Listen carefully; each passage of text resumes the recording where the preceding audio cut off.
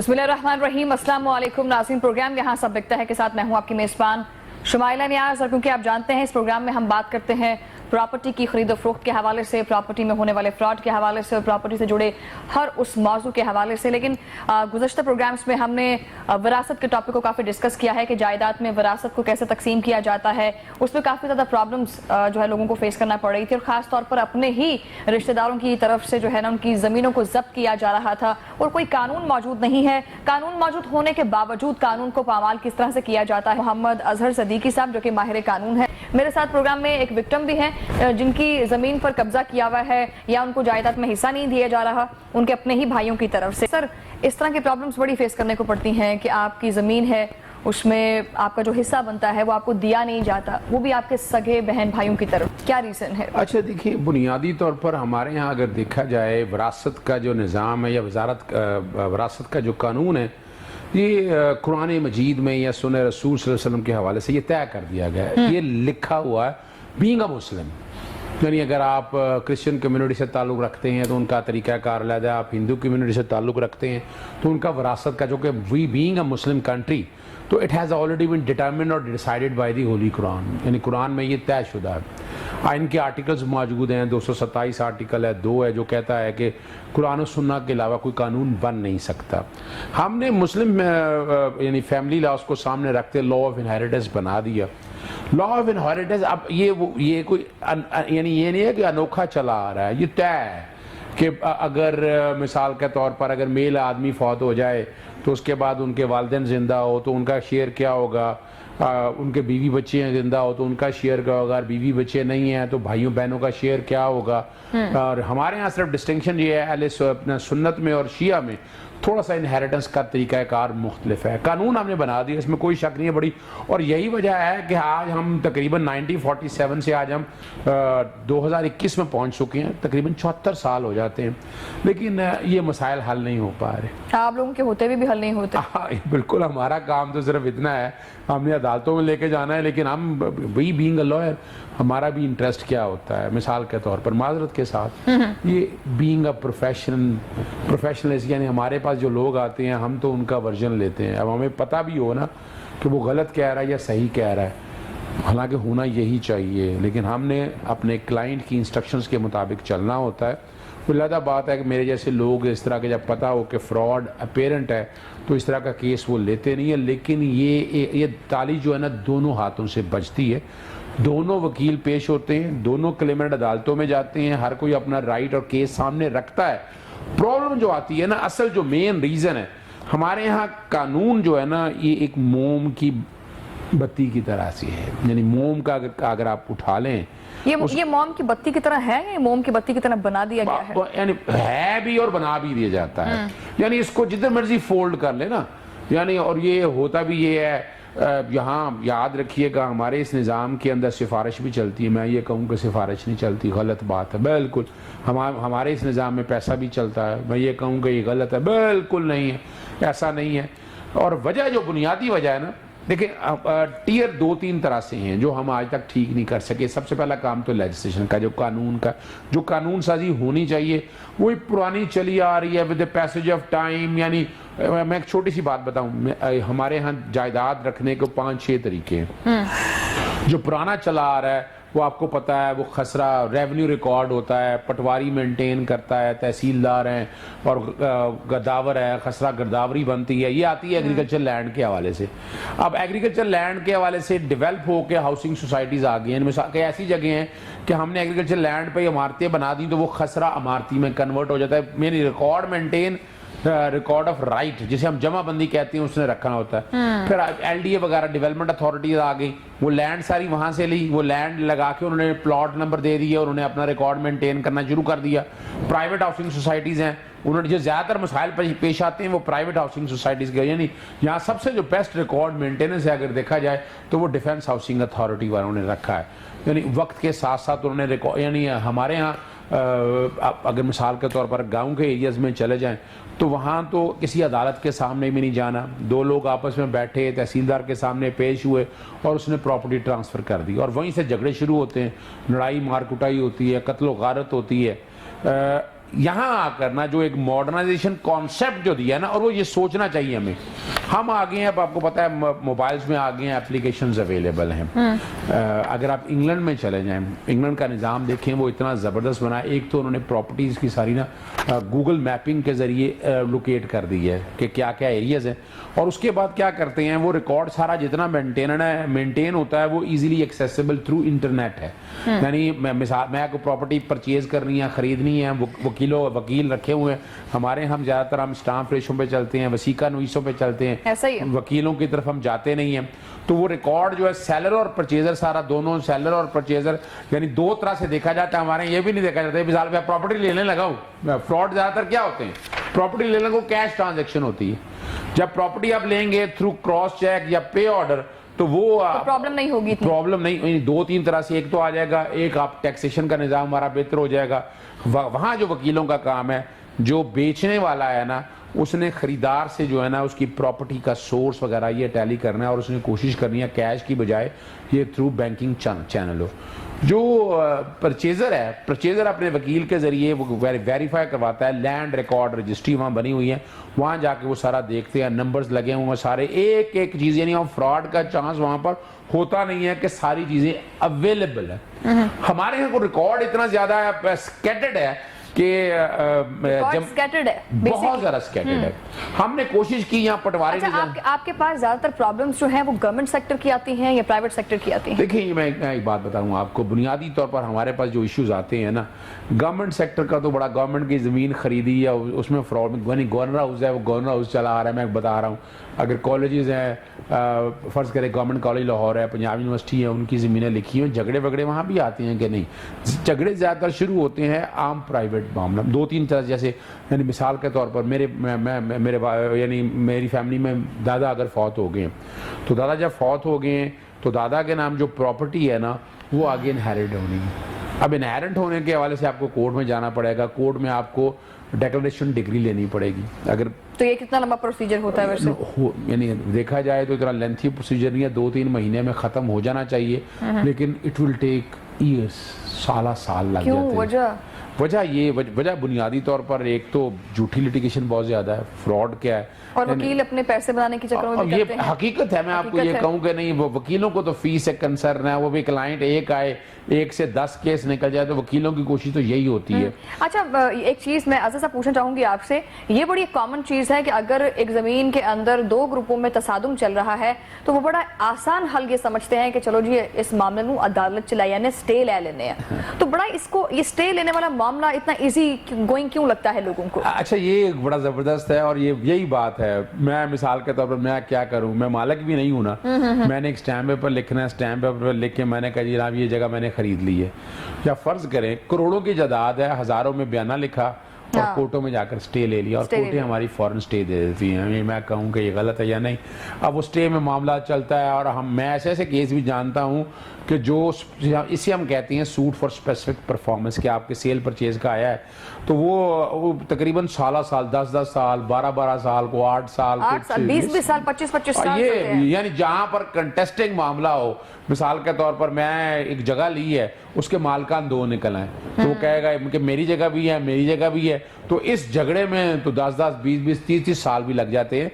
हम जब तक ना पाकिस्तान के अंदर आप चाहती हैं ना ये मसला फॉरएवर खत्म होना, तो हमें भी लैंड रिकॉर्ड अथॉरिटीज बनानी पड़ेगी। हमें ये जो ना मिसाल के तौर पर क्या है, LD अपना अलहदा कर मेंटेन करता है, डिफेंस अपना अलहदा मेंटेन करता है, प्राइवेट हाउसिंग सोसाइटीज अपना अलहदा मेंटेन करती हैं, पटवार खाना अपना अलहदा मेंटेन करता है, सब रजिस्ट्रार बैठे हैं, रजिस्ट्रियां अलहदा होती हैं। कितने डिपार्टमेंट्स गिनवा दिए आपने, और अगर हर डिपार्टमेंट अपना अपना अलहदा मेंटेन करता है, प्रॉब्लम फिर भी होती बहुत ज्यादा है। वो प्रॉब्लम होने की एक बुनियादी वजह है कि सेंट्रलाइज नहीं है। सेंट्रलाइज नहीं है तो सेंट्रलाइज कैसे करेंगे हम उसको? सेंट्रलाइज करने के लिए आपको मॉडर्न दौर में जाने का, आपको जो यानी यहाँ कोशिश की इन्होंने लैंड रिकॉर्ड अथॉरिटी बना दिया। आप उसमें भी आप करप्शन इंतहा दर्जे की देखेंगे। जो एक फर्द लेने के लिए 10,000 अपना 100-200 रुपया लगता था, वो हजारों लगते हैं, और आम बंदा फर्द लेने जा भी नहीं सकता। वो बड़ा मुश्किल काम कर दिया। और वो उस सारे सिस्टम को रन करने के लिए आपने लैंड रिकॉर्ड अथॉरिटी बना तो दिया, पटवारियों को खत्म करके आपने कहा कि इनको सारों को कर दें, सिस्टमैटिक कर दें, कंप्यूटराइज कर दें। अच्छा, आपने कर तो दिया, लेकिन अब कंप्यूटर में लोग जानते कितने हैं? लोग जानने वाले जो है बेचारा, यानी कई हमारी यहाँ अगर लिटरेसी रेट देखिए तो वो आपके सामने हाल है, बिल्कुल बिल्कुल ऐसे ही। बहुत कम तादाद है। इसका सिर्फ और सिर्फ एक मसला है कि लैंड रिकॉर्ड अथॉरिटी जो बनाया ना लैंड रिकॉर्ड वाला, वो लैंड रिकॉर्ड एक अथॉरिटी बाकायदा बनाई। लैंड रिकॉर्ड अथॉरिटी सिर्फ क्या देखती है, फर्दो शद्दों को देखती है। और फर्दे शद्दे अब ज़रूरी ज़मीन है या बाकी ज़मीनों में चले जाए, जो हाउसिंग सोसाइटी का इशू है या एलडीए का इशू है या डिफेंस हाउसिंग सोसाइटी का इशू है या इस तरह की कई ऐसी हाउसिंग सोसाइटीज हैं, वो उनका रिकॉर्ड तो वो अपने से ही मेंटेन करते हैं। तो लैंड रिकॉर्ड अथॉरिटी अगर बना भी दिया आपने तो उसकी जुरिस्डिक्शन नहीं है।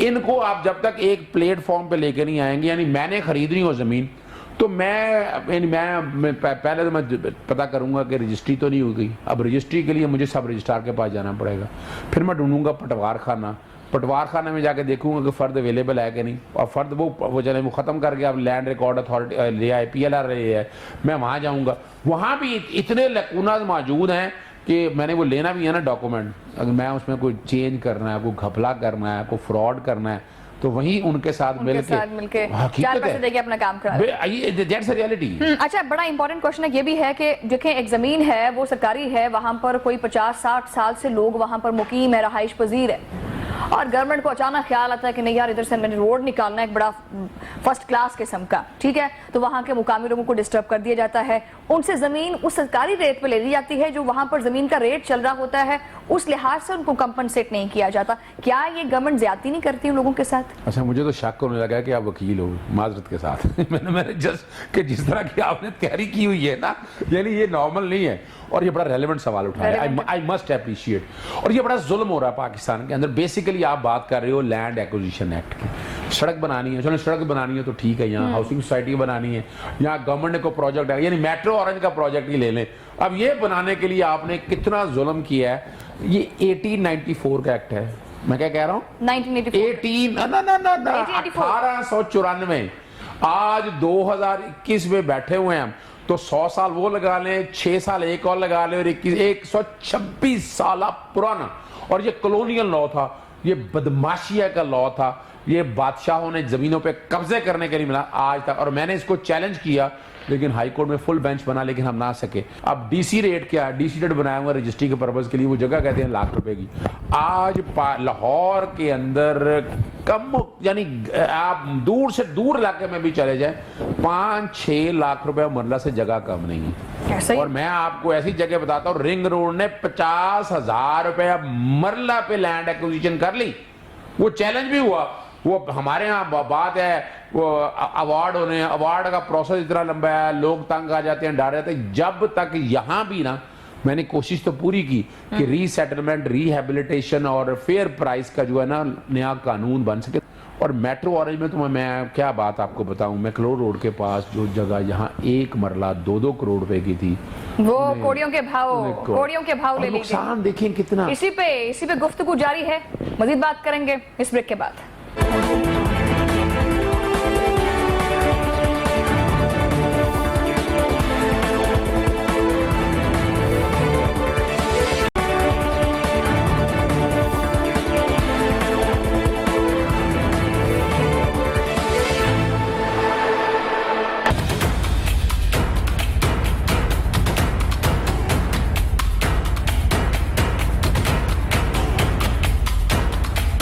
जी, ब्रेक पर जाने से पहले we were talking about accusations, so sir, over to you.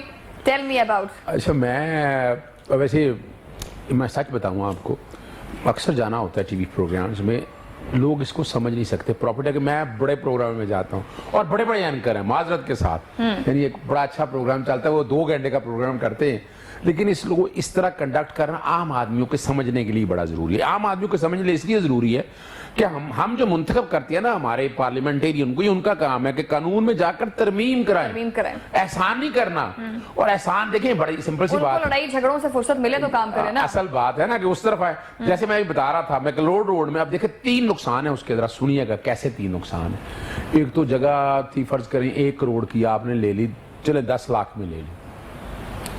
जो बंदा वो कारोबार कर रहा था, कारोबार करके महीने के पैसे भी तो बना रहा था, आपने उसकी जरिया आमदन भी बंद कर दिया, आमदन भी बिल्कुल खत्म कर दिया आपने।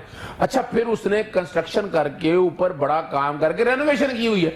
अच्छा, वो रेनोवेशन का भी देते तो हैं आपको, वो सर्टन परसेंटेज दे देते। मैं मिसाल के तौर पर अगर एक मैंने घर बनाया हो झुग्गियों में, कंस्ट्रक्शन उतनी ही की हो, उसकी कॉस्ट वैल्यू अलहदा होगी। अगर डिफेंस में होगा तो उसकी कॉस्ट वैल्यू अलहदा होगी।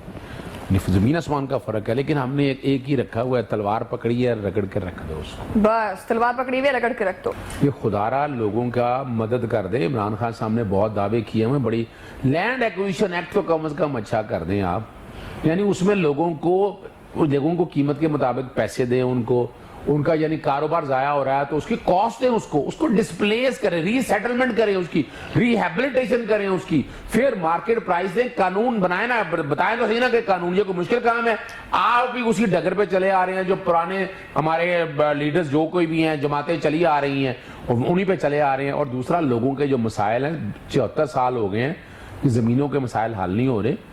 अच्छा सा बड़ा मुश्किल सूरत हाल है जी जनाब। और ये सरकारी जमीन जो होती है वो तो वागुजार करा दी जाती है, लेकिन प्राइवेट सेक्टर के हवाले से जो कब्जा माफियाज ने वहां पर जो है वो कब्जे जमा के रखे होते हैं, उन पर कोई एक्शन नहीं लिया जाता। अभी प्रोग्राम का टॉपिक किसी और नगर की तरफ ना निकल जाए। मेरे साथ एक विक्टिम भी मौजूद है, मैं उनको भी प्रोग्राम में शामिल करना चाहूंगी, उन्हीं के मुंह से जानेंगे कि उनकी क्या दास्तान है, ताकि अजहर सदीकी साहब इस हवाले से गाइड कर सकें। जी अम्मा जी, क्या नाम है आपका? रशीदा बेगम। रशीदा बेगम। हाँ जी। रशीदा साहब, की मसला है ਤੁਹਾਡਾ? बेटा साडा मसला है, साडा असी विरासत का इंतकाल कराया सी सारे भैन भरा रल के। साडे बाप दी हैगी सी 14 कनालां ते 12 मरले जगह, ते ओहदे चों साडे बाप ने ना हिबा कीता सी 5 कनालां दा, 3 भैनां ते 1 भरा दे ना। 4 बच्चियां नूं उन्होंने किला जमीन सी पहले देती सी। हाँ, उन्हें कहा बेटा जो मतलब 2-2 कनालां लवोगे तो हाल भाग जाएगा, जो थोड़ी थोड़ी लवोगे तो फिर नहीं भागेगा।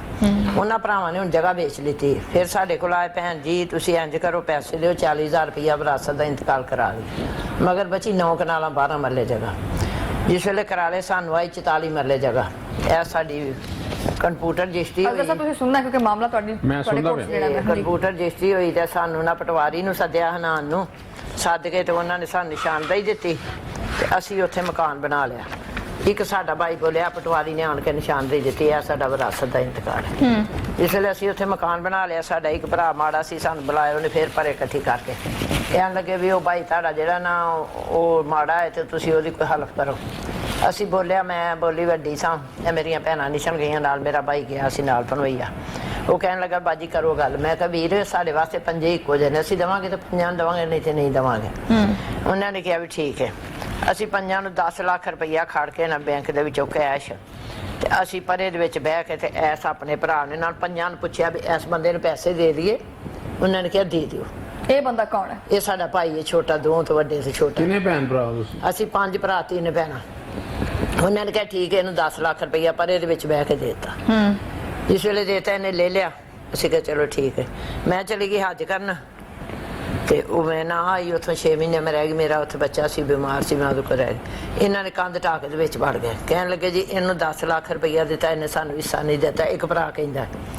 असीं कहा फिर चलो, इत्थे एक बोधावान हैगा बदमाश इस इलाके का, ओहदा साला मलक सजावल, कहन लगे भी उन्हें टैलीफोन किया, कहन लगा भैन जी कंध असां ढवाई है, तुसीं ओहदे कोल परचा नहीं कराना।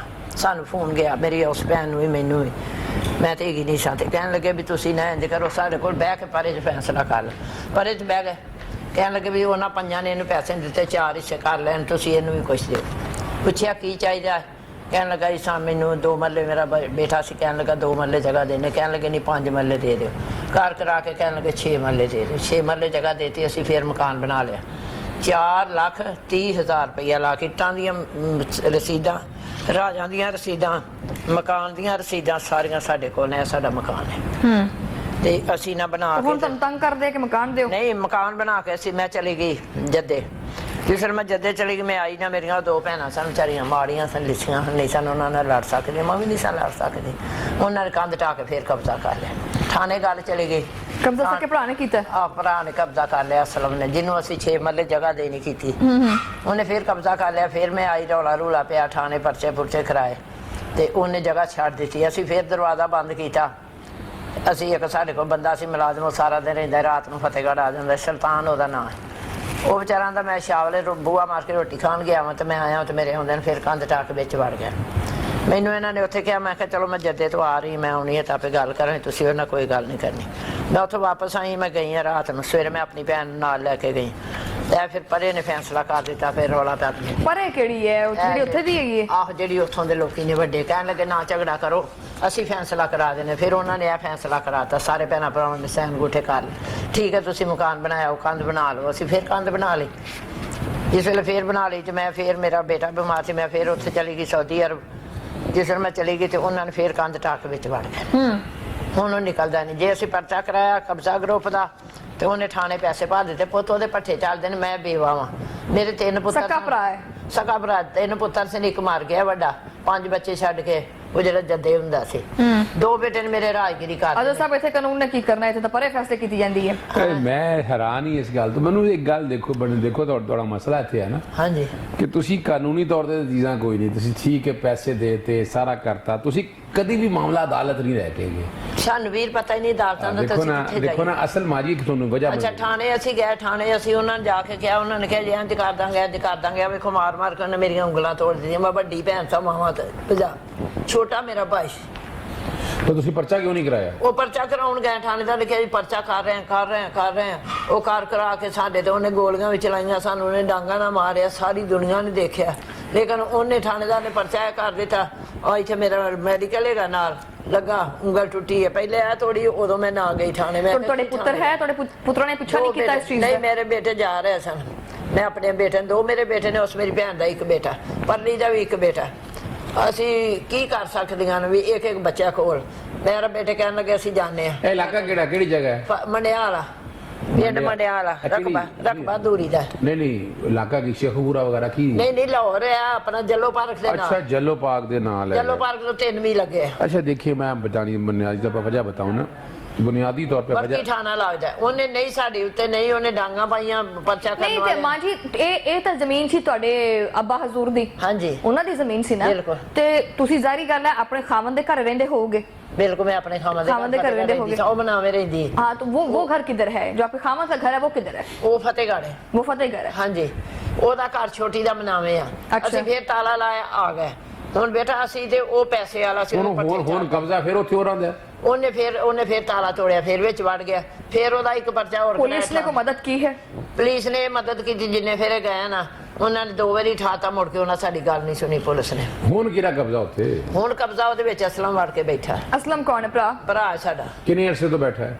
ਇਹ ਥੋੜੀ ਦੇਰੀ ਹੋ ਗਈ। ਅੱਛਾ ਉਹਦਾ ਗੱਲ ਜਰਾ ਆਰਾਮ ਨਾਲ ਸੁਣਨਾ, ਮੈਂ ਤੁਹਾਨੂੰ ਸਮਝਾਵਾਂ। ਦੇਖੋ ਬੁਨਿਆਦੀ ਤੌਰ ਤੇ ਪਰੇ ਪੰਚਾਇਤਾਂ ਸਾਰਾ ਆਪਣੀ ਜਗ੍ਹਾ ਹੈ ਤੁਹਾਨੂੰ ਇਹ, ਲੇਕਿਨ ਤੁਹਾਨੂੰ ਅਦਾਲਤ ਜਾਣਾ ਪੈਣਾ।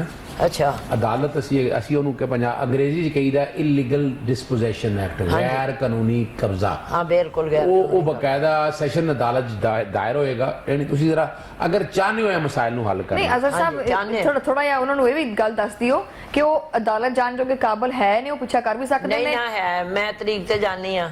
ਠੀਕ ਹੈ, ਉਹ ਮੇਰੀਆਂ ਭੈਣਾਂ ਨਹੀਂ ਜਾਂਦੀਆਂ, ਉਹਦੀਆਂ 7 ਬੇਟੀਆਂ ਨਹੀਂ ਸਨ। ਤੁਸੀਂ ਅਦਾਲਤ ਕੀਤਾ ਹੈ ਕੇਸ ਕੋਈ? ਨਹੀਂ ਅਦਾਲਤ ਚ ਜਿਹੜਾ ਉਹਨੇ ਮਾਰਿਆ ਉਹੀ ਪਰਚੇ ਕਰਾਏ ਨੇ 4। ਅੱਛਾ ਨਹੀਂ ਦੇਖੋ ਜਗ੍ਹਾ ਦੇ ਬਾਰੇ ਨਹੀਂ ਅਸਾਂ ਅਦਾਲਤ ਚ ਕੇਸ ਕਰ ਸਕੇ, ਵਕੀਲ ਪੈਸੇ ਮੰਗਦੇ ਨੇ। ਵਕੀਲ ਪੈਸੇ ਮੰਗਦੇ ਹੋ। अच्छा ਤੁਹਾਡਾ ਯਾਨੀ ਤੁਹਾਡਾ ਮਾਲੀ ਤੌਰ ਤੇ ਇਹੋ ਜਿਹੀ ਪੋਜੀਸ਼ਨ ਹਾਂਜੀ ਪੋਜੀਸ਼ਨ ਇਹੋ ਜਿਹੀ। नहीं तो अजहर साहब क्या आपके पास if you have enough money then you go to the court? Actually the position is absolutely as you said, as you described. ਸਾਡੇ ਥਾਣੇਦਾਰ When one has to approach a court, he needs to pay definitely money to the lawyers. Definitely if he asking for a certain declaration or a certain monetary matters, court fees is required to be fixed. These are the certain preconditions which has to be fulfilled. Stay ਲਿਆਂਦੇ ਨੇ ਜਦੋਂ ਉੱਥੇ ਕੰਮ ਕਰਨ ਲੱਗਦਾ, ਮੈਂ ਥਾਣੇ ਜਾ ਸਾਡੀ ਕੋਈ ਗੱਲ ਹੀ ਨਹੀਂ ਸੁਣਦਾ, ਸਟੇ ਦੇ ਮੁਤਾਬਕ ਨਹੀਂ ਸੁਣਦਾ, ਸਾਰੇ ਸਟੇ जमा ने। अदालत गई हुई है, अदालत गई हुई है। हाँ देखे ना, यहाँ मैं यही पूछना चाह रहा था इनसे, ये अदालत गई हुई है। अदालत गई तो अदालत ने क्या किया आपके साथ? बेटा स्टे लेके आना बस। 2018 ਦਾ ਕੇਸ ਜੇ। ਹਾਂਜੀ ਤੇ ਹੁਣ ਅਸੀਂ 2021 ਚ ਬੈਠੇ ਆ ਇਸ ਵੇਲੇ। ਹਾਂਜੀ ਤੇ ਕੀ ਬਣਿਆ ਇਹਦਾ? ਕੁਛ ਵੀ ਨਹੀਂ ਬੇਟਾ। ਨਹੀਂ ਇਹ ਦੇਖੋ ਨਾ, ਨਹੀਂ 2020 ਦੇ ਵਿੱਚ ਆ ਗਿਆ। 7 ਸਾਲ ਹੋ ਗਏ। ਮੈਨੂੰ ਇਹ ਦੱਸੋ, ਇਹ ਸਟੇ ਦੇ ਬਾਵਜੂਦ, ਇਹ ਸਟੇਜ ਦੇ ਬਾਵਜੂਦ ਉਹਨੇ ਕਬਜ਼ਾ ਤੋੜਿਆ ਉੱਥੇ? ਹਾਂਜੀ। ਤੇ ਤੁਸੀਂ ਤੋਹੀਨੇ ਅਦਾਲਤ ਦੀ ਦਰਖਾਸਤ ਨਹੀਂ ਦਾਇਰ बेटा ਕੀਤੀ? सानू पता ही नहीं थी। देखें मुझे तो इस बात की समझ नहीं आती, ये बड़ा एक क्रिटिकल टॉपिक है। अजहर सिद्दीकी साहब देखें, हमारी इवन ये तब्दीली है, सरकार ने बहुत सारी एप्लीकेशंस बना दी हैं कि जस्ट जी आप इस एप्लीकेशन पे क्लिक करें और यहाँ से यहाँ पहुंच जाएं। लोगों को मोबाइल तक ठीक से इस्तेमाल करना नहीं आता। सानू नहीं आंदा आपके बेटा। लोग नहीं पढ़े लिखे हैं। अच्छा, आप कहते हैं कि जी अदालत में जाएं, अदालत आगे से 4 पैसे मांगती है, आप कैसे फॉलो करेंगे कानून को? बेटा वो ते भट्ठियां दा मालक है ते साडे कोल की भैणा कोल कुछ भी नहीं है। नहीं देखो ਤੁਹਾਨੂੰ नहीं तो गलती तुसी ना किते ना किते कीती होएगी, कीती है गलती तुसी भी नहीं बेटा कोई गलती नहीं नहीं, की। ਤੁਸੀਂ दो ਕਰ- भरा ਜਿਹੜੇ ਨੇ ਉਹਨਾਂ ਨੂੰ ਨਹੀਂ ਨਹੀਂ, ਕੁਝ ਤੁਸੀਂ ਜਿਵੇਂ ਦੇਖੋ ਨਾ, ਗਲਤੀ ਤੁਸੀਂ ਕੀ ਇੱਕ ਕੀਤੀ? ਤਿੰਨਾਂ ਭੈਣਾਂ ਨੂੰ ਨਹੀਂ ਕੁਝ ਦਿੰਦਾ। ਉਹ ਕੱਲੇ ਹੁਣ ਸਾਡੇ ਬਾਪ ਨੇ ਪਾਈਆਂ 6 ਦੁਕਾਨਾਂ।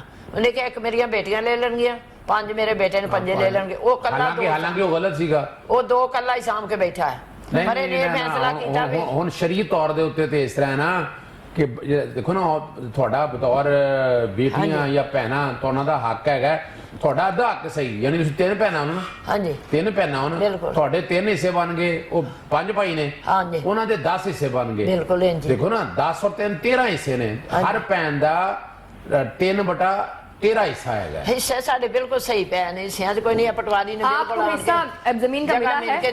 नहीं, आपको जमीन का हिस्सा मिल गया है? वैसे नहीं मिला ना? नहीं मिला। तो हालांकि अजहर साहब ये बात तो देखें, आपने कहा कि कुरान के मुताबिक ये ਸਾਡੀ शरीयत ਕਿਤੇ के ਦਾਲ अंदर ਹੀ ਨਹੀਂ चीज़ ਗਲਣ है। ਦਿੰਦਾ। ਜਿੱਥੇ ਅਸੀਂ ਜਾਂਦੇ ਆ ਉਹ ਸਾਨੂੰ ਮਤਲਬ ਨਹੀਂ ਤੁਸੀਂ ਹੁਣ 2-3 ਕੰਮ ਜਿਹੜੀ ਮੈਂ ਸਮਝ ਪਾ ਰਿਹਾ ਨਾ, ਦੇਖੋ ਮੈਂ ਜੇ ਤੁਹਾਨੂੰ ਦੇਖਣਾ ਜਿਹੜੀ ਮੈਂ ਚੀਜ਼ ਬਿਲਕੁਲ, ਸਮਝਿਆ, ਬਿਲਕੁਲ ਤੁਸੀਂ ਸਹੀ। ਇੱਕ ਤੇ ਨਾ ਕਈ ਫੈਸਲੇ ਜਿਹੜੇ ਪਰੇ ਪੰਚਾਇਤਾਂ 'ਚ ਕੀਤੇ ਨੇ ਉਹ ਕੀਤੇ ਨੇ ਗਲਤ। ਹਾਂਜੀ ਉਹ ਤੁਹਾਨੂੰ ਸਾਰੇ ਮਾਮਲੇ 'ਚ ਯਾਨੀ ਉਹੀ ਜਿਹੜਾ ਫੈਸਲਾ गुमराह ਤੁਸੀਂ करने ਲਿਖਿਆ वाली बात की ਨਾ, गई। ਉਹ ਅगर ਤੁਸੀਂ ਅਦਾਲਤ 'ਚ ਕੀਤਾ ਹੁੰਦਾ ਨਾ ਤੇ ਗੱਲ ਹੋਰ ਸੀਗੀ। अब इन्हें करना क्या चाहिए? मैं यानी एक ਹੁਣ ਸਾਡੇ ਵਸਾਇਲ ਨਹੀਂ ਸਨ, ਮੇਰੇ ਨਹੀਂ ਸਾਡੇ ਅਦਾਲਤ ਜਾਣ ਜੋਗੇ। ਮੈਂ ਕੀ ਕਰਾਂ? ਤੁਸੀਂ ਗਏ ਤੇ ਹੋਏ ਹੋ ਅਦਾਲਤ ਸਟੇ ਲਿਆਂਦਾ ਬਸ ਤੇ ਨਹੀਂ, ਉਹਨੇ ਸਟੇ ਦੇ ਮੁਤਾਬਕ ਉਹ ਰੁਕਿਆ ਨਹੀਂ ਨਾ। ਉਹ ਰੁਕਦਾ ਹੀ ਨਹੀਂ। ਇਹਦੇ ਵਿੱਚ ਤੋਹੀਨ ਅਦਾਲਤ ਦੀ ਦਰਖਾਸਤ ਵੀ ਦਾਇਰ ਕਰਨੀ ਪੈਂਦੀ ਹੈ ਨਾ। ਅਸਲ 'ਚ ਮਸਲਾ ਬੇਟਾ ਹੁਣ ਅਗਲਾ ਸਾਨੂੰ ਨਹੀਂ ਸੀ ਪਤਾ। ਵੇ ਇੱਕ ਬੇਸਿਕ ਪ੍ਰਿੰਸੀਪਲ ਹੈ, ignorance of law is no excuse. ਤੇਰੇ ਵਗਰੇ ਭਾਈ ਨੂੰ ਕਿਹਾ ਉਹਨੇ ਜਾ ਕੇ ਸਟੇ ਲੈਤਾ। ਚਲੋ ਮਾਂਜ ਮੈਂ ਤੁਹਾਨੂੰ ਸਟੇ ਲੈ ਤੁਹਾਡਾ ਦੇਖਨੇ ਆ, ਤੁਹਾਡਾ ਮਸਲਾ ਹੱਲ ਕਰਨਾ। ਤੁਹਾਨੂੰ 2-3 ਚੀਜ਼ਾਂ ਮੈਂ ਦੱਸਣ ਲੱਗਿਆ ਜੇ ਕੰਮ ਨੂੰ ਹੱਲ ਕਰਨਾ ਜੇ। ਹਾਂਜੀ ਇੱਕ ਨਾ ਇਮਰਾਨ ਖਾਨ ਨੇ ਇੱਕ ਬਣਾਇਆ ਹੈ ਇੱਥੇ ਗੈਰ ਕਾਨੂੰਨੀ ਕਬਜ਼ਿਆਂ ਦਾ ਛੁਡਾਉਣ ਵਾਸਤੇ ਇੱਕ ਸੈੱਲ। ਹਾਂਜੀ ਉਹਦੇ 'ਚ ਐਂਟੀ ਕਰਪਸ਼ਨ ਮਹਿਕਮਾ ਹੈ, ਹਾਂਜੀ ਉਹਦੇ 'ਚ ਪੁਲਿਸ ਹੈਗੀ ਏ। ਠੀਕ ਹੈ। ਲਾਹੌਰ ਦਾ ਜਿਹੜਾ CCP ਹੋਏ ਸਿਟੀ ਚੀਫ ਸਿਵਲ ਲਾਈਨ ਥਾਣੇ ਦੇ ਉੱਥੇ ਬੈਠਦਾ ਜੇ। ਹਾਂਜੀ ਉੱਥੇ ਜਾ ਕੇ ਇੱਕ ਦਰਖਾਸਤ ਦੇਣੀ ਹੈ ਗੈਰ ਕਾਨੂੰਨੀ ਕਬਜ਼ਾ ਛੁਡਾਉਣ ਦੇ ਵਾਲੇ ਨਾਲ। ਠੀਕ ਹੈ। ਉੱਥੇ ਇੱਕ ਤਾਂ ਦਿਓ ਦਰਖਾਸਤ ਜਾ ਕੇ, ਹਾਂਜੀ ਇੱਕ ਨਵੀਂ ਦਰਖਾਸਤ ਉੱਥੇ ਦਿਓ। मैं थोड़ी निकाल कहने लगे वो बड़ा इफेक्टिव काम और बहुत इफेक्टिव काम कर रहा है। नाज़रीन के लिए भी है कि गैर कानूनी कब्ज़ों के हवाले से अगर सरकारी तौर पर भी है वैसे भी है, और वो एक बाकायदा प्राइम मिनिस्टर पोर्टल पे एक दरख्वास्त भी दे दें, हर्ज कोई नहीं, लेकिन इन लोगों के लिए बड़ा मुश्किल है। एक तहरीरी तौर पर दरख्वास्त जाकर वहाँ दे दें। दूसरा ये मामला है, ये सिविल कोड का स्टे वायलेट हुआ है, इन्हें तौहीन अदालत की दरख्वास्त दायर करनी चाहिए, बिल्कुल करनी चाहिए। और ये देखे ना बड़े पैसे मांगे चलो हुण अपनी जगह गल है, मैं तुहाडी थोड़ी जी मदद इस तरह कर सकदा कि क्योंकि इन्हां दी चैलेंज की वजह दे नाल ही कि मैं तुसी जिहड़ा ना तुसी एक मैं तुहानू नंबर दे दियांगा, ठीक है, तुसी अपने किसी बच्चे नू ना मेरे दफ्तर भिजवा देना, ठीक है, जिन्हें कागज ने इन्हां दी कापियां सारी ले आवे, इत्थे तौहीन अदालत दायर करनी पैनी है। मैं तुहानू दसदा पिया एक दरखास्त तुहानू देनी पैनी है CCP और दफ्तर के गैर कानूनी कब्जा छुड़ाया जावे, ठीक है ना। तीसरा तुहाडा जिहड़ा मुकदमे दर्ज कराए ना तुसी, ठीक है, वो मुकदमे दर्ज कराने तो बाद उन्हां दी चलदा पिया सैशन कोर्टां या मैजिस्ट्रेट दी अदालतां चलदा पिया केस? कोई नहीं, सतर ही चलदा पिया, सदर थाने च चलदा पिया नहीं, सदर कचहरी, हां सदर कचहरी चलदा पिया ना। ਉਹ ਜ਼ਮਾਨਤਾਂ ਹੋ ਗਈਆਂ ਉਹਨਾਂ ਦੀਆਂ, ਉਹਨਾਂ ਤੇ ਉਹਨਾਂ ਘਰ ਬਹਿ ਕੇ ਜ਼ਮਾਨਤਾਂ ਕਰਾ ਲਈਆਂ। ਉਹ ਤੁਹਾਨੂੰ ਉਹਨੂੰ ਵੀ ਵੇਖਣਾ ਹੋਏਗਾ। नहीं तो इन्हें अदालत की दरख्वास्त तो दायर पहले करें ना, बिल्कुल करनी पड़ेगी। और वहाँ जो माजी तुसी सर दे दफ्तर लिखा दियो तो ਅਸੀਂ ਕਰ मैं करा दूंगा, आपका मसला जो है ना वो हल कर देंगे, ठीक है इंशाल्लाह। नाज़रीन अब हम बात इस पर भी करेंगे, यहाँ पर वक्त हुआ एक ब्रेक का, ब्रेक के बाद हम बात करेंगे कि कमर्शियल एरियाज के ऊपर जो ज़मीन यूज़ की जाती है, रेजिडेंशियल एरियाज के अंदर कमर्शियल एक्टिविटीज़ की जाती हैं, उस पर क्या कानून लागू होता है ये हम आपको बताएंगे इस ब्रेक के बाद।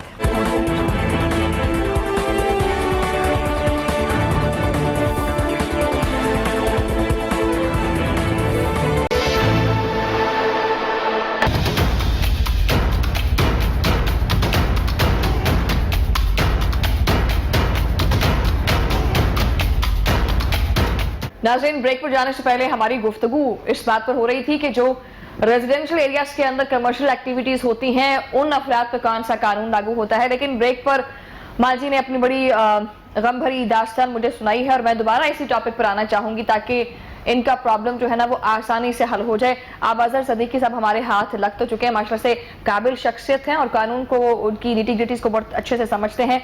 अम्मा जी, कुछ चीज अगर आप पूछना चाहें, आपको लगता है कभी आपको समझ में नहीं आया कि आपने किस तरह से उस प्रोसीजर को लेकर चलना है, तो आप अजहर साहब को दोबारा से क्लियर कर सकती हैं। बेटा असी तो की रिक्वेस्ट में ते आउंदी नहीं हाँ। कि बेटा सानू साडा जगह दवाई जाए ते असी तुहाडे एहसानवान दा साडे नाल नेकी करो, साडी हेल्प करो, असी गरीब हैगे आ ते साडा हक है, बाप दी है केड़ी ओदी कल्ले दी है। इन्होंने जिस लम्हे अदालतों का दरवाज़ा खटखटाना था, ये खटखटाया नहीं।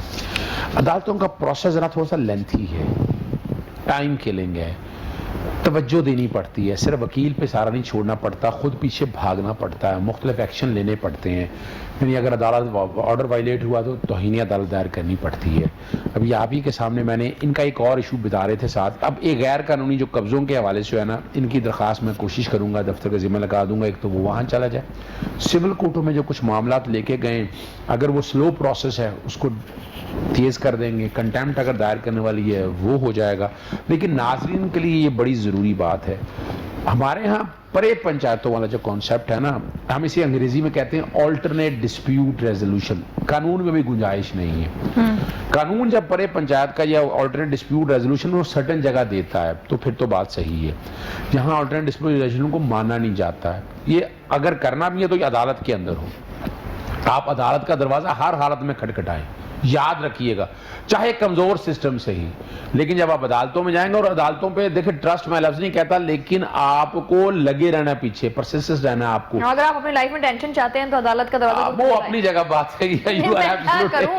मैं क्या करूं अगर आपने अपनी जिंदगी बात तो सच है मगर है रुसवाई की, सिंपल इज दैट। अच्छा माँ जी, अब आपका मैटर जो है ना सुन लिया गया है और सर ने आपको बता दिया है, वो नंबर आपको प्रोग्राम के बाद दे देंगे, आप उनसे राब्ता कर लीजिएगा। नाज़रीन, एक बात यहाँ पर बड़ी इंपॉर्टेंट है, हमारी कमर्शियल मार्केट्स के अंदर पार्किंग की जगह बना दी जाती है और जब वहां पर गाड़ी खड़ी करने जाते हैं ना तो वहां पर 2-3 बंदे खड़े हो जाते हैं, आकर जी 50 रुपये दे दो, ठीक है। क्या वो 50 रुपए फीस लेना कानूनी तौर पर जायज है या नहीं, या वो भी पार्किंग माफिया है और उस पर क्या कानून लागू होता है? अच्छा, ये आपने बड़ा एक रेलेवेंट, जो टाइम हमारे पास कम होना है, एक कॉन्सेप्ट याद रखना है मास्टर प्लान का। मास्टर प्लान का कॉन्सेप्ट पूरी दुनिया के अंदर, हमारे हम कोशिश कर रहे हैं, टाइम है। मास्टर प्लान में होता है कि ये रिहायशी इलाका है, रिहायशी रहेगा, ये कमर्शियल एरिया है, कमर्शियल रहेगा, यहाँ ग्राउंडें हैं, यहाँ पार्क हैं, यहाँ सड़कें हैं, ये मैदान है या कब्रिस्तान है, ये एक मास्टर प्लान का कॉन्सेप्ट है। हमारे यहाँ मास्टर प्लान हमेशा वायलेशन होती है।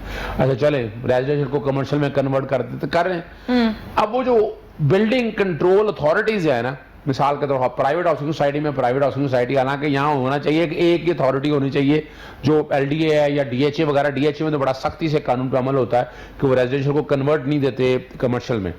जब वो कमर्शियल का नक्शा मंजूर करती है ना, तो उसमें पहला काम है कि पार्किंग प्लाजे के अंदर देनी है, प्लाजे के अंदर देनी है। अगर प्लाजे के बाहर जगह छोड़नी है तो वो प्राइवेट पार्किंग होगी, वो गवर्नमेंट का कोई ताल्लुक नहीं है उसके साथ। यहाँ हो ये रहा है कि वो पार्किंग की जगह ग्राउंड फ्लोर के नीचे, अगर बेसमेंट में, वो भी बेच देते हैं, पार्किंग के बाहर वाली जगह को, प्लाजा को आगे ले आते हैं और कोई रेगुलेटर इसको देखता नहीं है, चाहे वो LDO या तो ये इलीगल है, ये इलीगल है, गैर कानूनी है। अब अगला जो सवाल आपका है, पहले तो यहाँ मैंने बड़ा सर्वे कराया है और मैं कोशिश करके यहाँ मैं ट्राई कर रहा हूँ कि पार्किंग प्लाजाज बन जाए। हालांकि पार्किंग देनी थी, आपने छोड़नी थी, नहीं कर सके। यहाँ जस्टिस अली अकबर कुरैशी साहब थे, उन्होंने बड़ी कोशिश की, हमने माल रोड को सीधा कराया और ट्राई करते रहे। अब दूसरा इशू है जो इलीगल पार्किंग के हवाले से। पार्किंग का जो बेसिक कॉन्सेप्ट है ये लोकल गवर्नमेंट के जिम्मे आता है। हमारी जो मेयर शेयर जो जहाँ होते हैं या यहाँ पर नाज़म वगैरह चलते थे उस वक्त, तो ये उनका जिम्मा था। लेकिन नवाज शरीफ के दौर, शहबाज शरीफ के दौर में ये खत्यानाश इन्होंने काम कर दिया।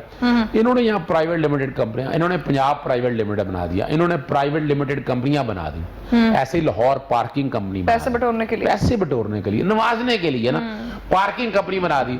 अब वो पार्किंग कंपनी पहले होता था कि जो जगह एलोकेट की होती थी वो गवर्नमेंट उसको नीलाम करती थी, वो पार्किंग का ठेका देती थी, जितने का भी ठेका मिलता था 20 रुपए एक तयशुदा बात होती थी। यहाँ इन्होंने पार्किंग कंपनियां भी बना दी और वो प्राइवेट भी चलना शुरू हो गए। पार्किंग कंपनियों का काम है, यानी गाड़ी चोरी हो जाए तब नहीं मिलती है, पैसे ले रहे हो ना, क्विड प्रो क्वो का प्रिंसिपल है, पैसे लेने हैं यहाँ पर। यहाँ भी जब तक ये सारा मामला जो आपकी रेगुलेटर्स है ना, यानी LDA है या कोई है ना, पार्किंग का उसूली तौर पर भी ये आपका अगर टीपा है टाउन प्लानिंग का आपका महकमा है, वो सारे मामले को देखता है, तो ये उन्हीं को देखना है। यानी एक तो ये बात है ना कि प्राइवेट पार्किंग ले नहीं सकते। अगर मेंटेनेंस आप कर रहे हैं, अगर किसी बिल्डिंग ने लीज कर दी हुई है, अगर मेरे पास जगह मौजूद है, मैंने लीज कर दी, तो वो अलग बात है, लेकिन उसको भी ये रेगुलेट करना है आपकी लोकल गवर्नमेंट ने। लोकल गवर्नमेंट को अगर देखा जाए, उन्होंने एक तरीके से खत्म कर दिया है। यहाँ लोकल गवर्नमेंट के आपके सामने इलेक्शन है, अभी भी इस वक्त लोकल गवर्नमेंट सुप्रीम कोर्ट ने बहाल की है, लेकिन उनके पास इख्तियारात कोई है नहीं है। जब तक आप इसको रेगुलेट नहीं करेंगे ना, यानी पहला तो बात है जब कमर्शियल हो तो बाकायदा पार्किंग मेंटेन हो, कमर्शियल एरियाज को सारा एलोकेशन पूरी करके उसके मुताबिक चलें। फिर तीसरा जो है, जो पार्किंग के एरियाज या स्लॉट हैं, उनको बाकायदा पार्किंग एरियाज के स्लॉट डिक्लेयर करें और कानून के जरिए फिक्स कर दें कि इसका जो पैसे आप लेंगे 10 रुपए या 20 रुपए या 30 रुपए, जो भी आप फिक्स कर दें। पूरी दुनिया के अंदर चले जाएं, अगर वहाँ तो पहले जगह नहीं है, वहाँ पर लंदन में चले जाएं आप, लंदन सेंट्रल लंदन में फिर लें, हाल क्या वहाँ पर आवर चार्ज करते हैं वो।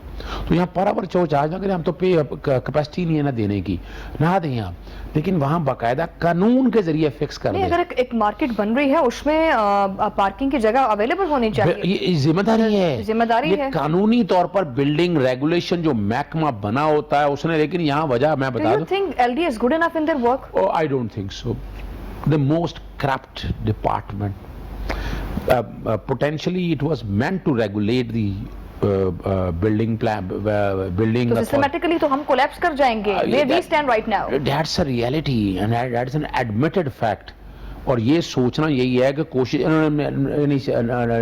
पाकिस्तान मुस्लिम लीग नून ने किया गया, उन्होंने प्लॉट अलॉटों में बांट के ये लगे रहे और कोशिश करते रहे, इसको पॉलिटिकल इस्तेमाल करते रहे, लेकिन इसको एज एन इंस्टीट्यूशन बिल्ड नहीं किया। एज एन इंस्टीट्यूशन आज भी, यानी इमरान खान गवर्नमेंट, यानी उस्मान बुज़ार भी देखे, उसने भी एज ए इंस्टीट्यूशन नहीं बिल्ड किया। आप समझते हैं कि अगर गुज़श्ता हुकूमतों की निस्बत देखा जाए तो आईके की गवर्नमेंट ने प्रॉपर्टी में काफी अच्छा बूस्ट लेकर आए हैं? ये तो बात हकीकत है, यानी मैं जो देखता हूँ कि प्रॉपर्टी में बूस्ट इतना, सीमेंट की नई फैक्ट्रियां लग रही हैं, आप अंदाजा लगाएं, जो सरिया जो स्टील आपका बिक नहीं रहा था, वो स्टील इतना बिक रहा है, और टैक्स एग्जम्पशंस बड़ी अच्छी दी है, कोशिश की है, और उन्होंने ना एलडीए की जुरिसडिक्शन को कोशिश की है रेगुलेट करने की। लेकिन अभी ये मिसाल के तौर पर यहाँ इमरान है, सईद इमरान है, वाइस चेयरमैन है, बड़ा अच्छा काम कर रहे हैं, डीजी एलडीए नए आए हैं, वो भी कोशिश कर रहे हैं अच्छे हालात बनाने के लिए, लेकिन इतना आसान काम नहीं है।